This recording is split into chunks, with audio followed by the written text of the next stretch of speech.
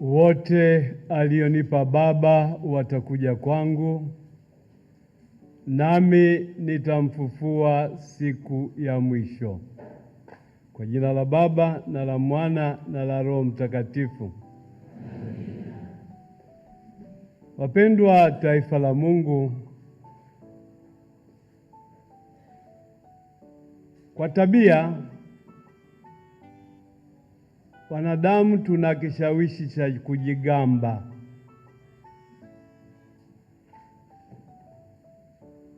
Kwa bahati mbaya lakini tunaweza tukajivunia au tukajigamba kwa mambo yasiyo na maana,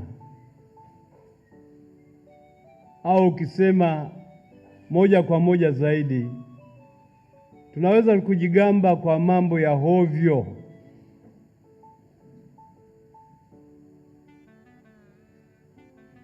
Watu wa Efeso walikuwa na tabia ya kujigamba kwamba wao ni raia wa Kirumi,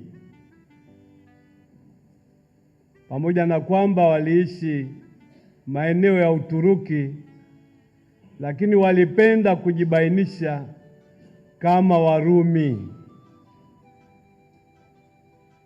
Sifa za Mrumi zilikuwa zipi? Za watu wa mapambano, za watu wa malimwengu, za watu wa matabaka tabaka. Na hayo sio mambo ya kujivunia. Paulo mtume anatofautiana kabisa na watu wa Efeso. Katika somo la kwanza, badala ya kukaa na Waefeso na kusema mimi ni raia wa Kirumi, ametupa fundisho zito la Kikristo. Ametufundisha kwamba uraia wetu uko mbinguni. Kwa maneno mengine, sisi tunaoishi hapa duniani ni wapita njia.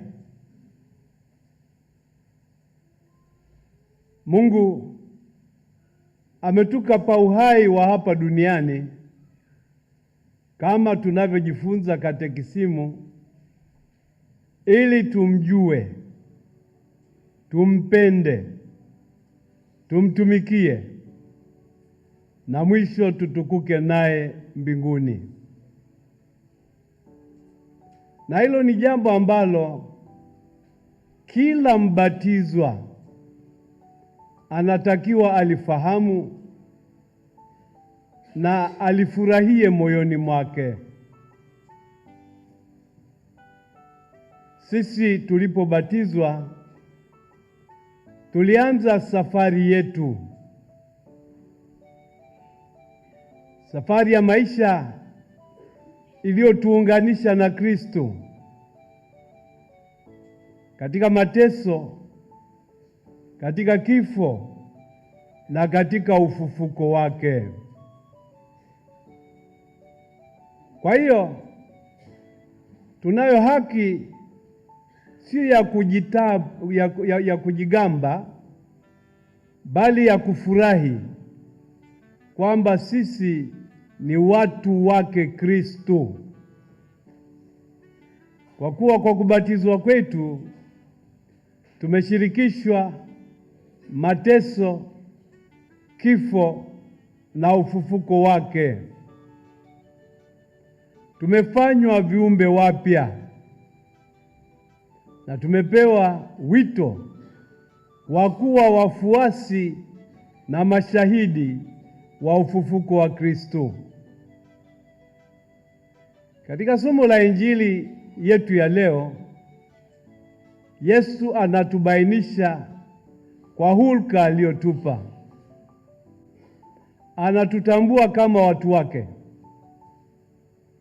na ametufundisha kwamba sisi tulio watu wake Kristo ni watu wa Mungu.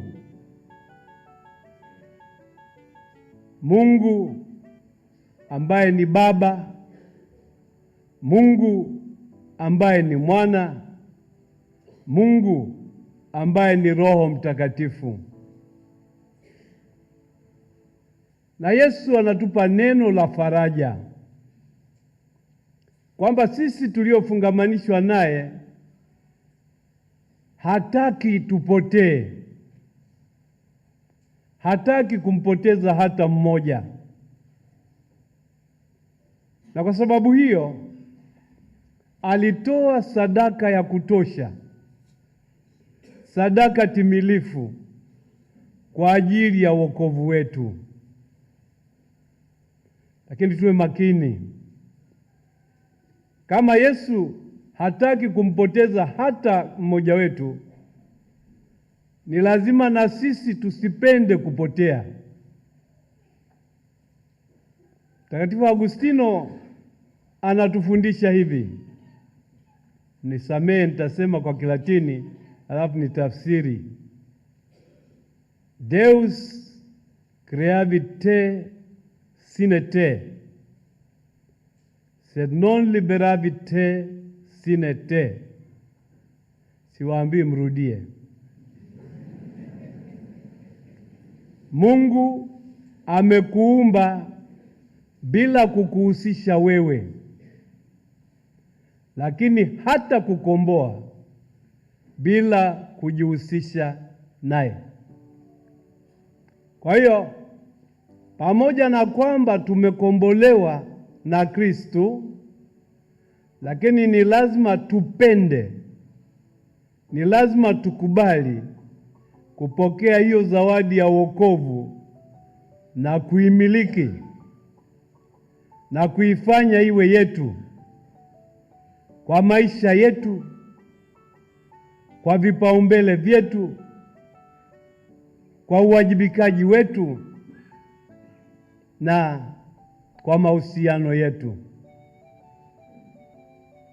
Na waalikeni kila mmoja aliyeko hapa apende kupokea hiyo zawadi ya wokovu ambayo Kristo anatuzawadia bila mastahili yetu na bila kujihusisha kwetu, na ambayo lakini anataka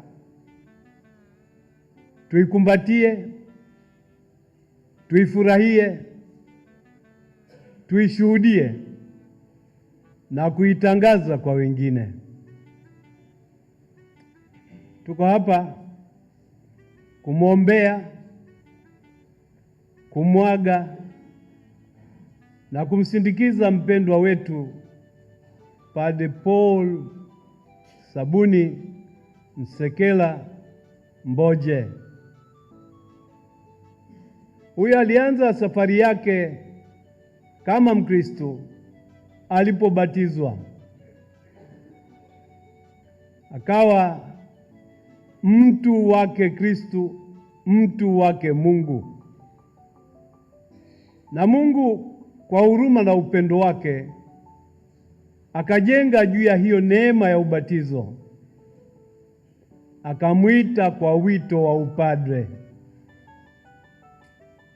na amekuwa padre mfurahivu, mchapakazi na mwingi wa upendo kwa miaka takriban 12. Tunamshukuru Mungu kwa zawadi ya Padri Mboje kwa kanisa la Dar es Salaam, lakini pia tunamshukuru Mungu kwa zawadi ya Padri Mboje kwa kanisa la Tanzania na kanisa la ulimwengu. Ndugu zangu, kama nilivyokwisha kusema, sisi hapa duniani ni wapita njia. Wanafalsafa wanatufundisha kwamba kuna baadhi ya mambo ambayo tuna hakika nayo, lakini kuna jambo moja ambalo tuna hakika bayana nalo ni hili: sisi ambao tumekwisha kuzaliwa tuna hakika siku moja tutakufa. Sasa sisemi hivyo ili niwatishe, nasema hivyo ili tukumbuke ukweli wetu.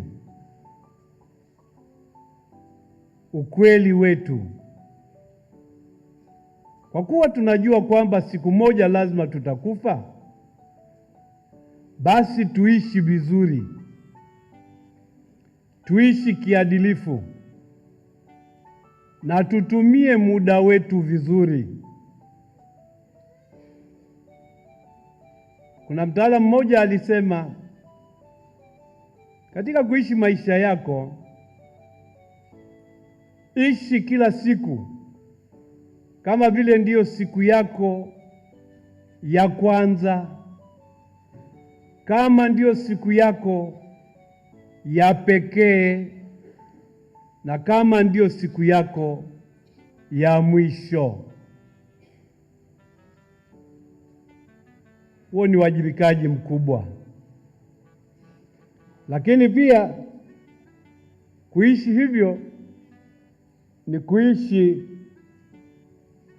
kwa umakini. Tunapomshukuru Mungu kwa zawadi ya Padre Mboje, kwa utume alioufanya na kwa ushuhuda alioutoa, tunaendelea kutambua kwamba alikuwa mwanadamu. Nasi wanadamu tuna majeraha yetu. Tunamwomba Mungu amsamehe lolote lililopungua katika majitoleo, katika ufuasi na katika utume wake. Napenda kutumia fursa hii kutoa pole kwa wote walioguswa kwa namna ya pekee na msiba huu: wazazi wake, ndugu zake, jamaa zake, wana darasa wake ambao walikuwa karibu naye sana katika kipindi chake cha kupambana na maradhi yake. Lakini pia natoa pole nyingi kwa mapadri wote wa Jimbo Kuu la Dar es Salaam, mapadri wa jimbo na mapadri wa mashirika ambao mlimfahamu Padre Mboje, mmefurahi pamoja naye na mmetenda kazi pamoja naye. Natoa pole kwa waamini wote wa Jimbo Kuu la Dar es Salaam. Sisi tunaoomboleza tuendelee kumwomba Mungu anayeita watu katika shamba lake awaite wengine watakaojaza pengo lililoachwa na marehemu Padre Paul Sabuni Nsekela Mboje. Raha milele umpe Bwana, apumzike kwa amani.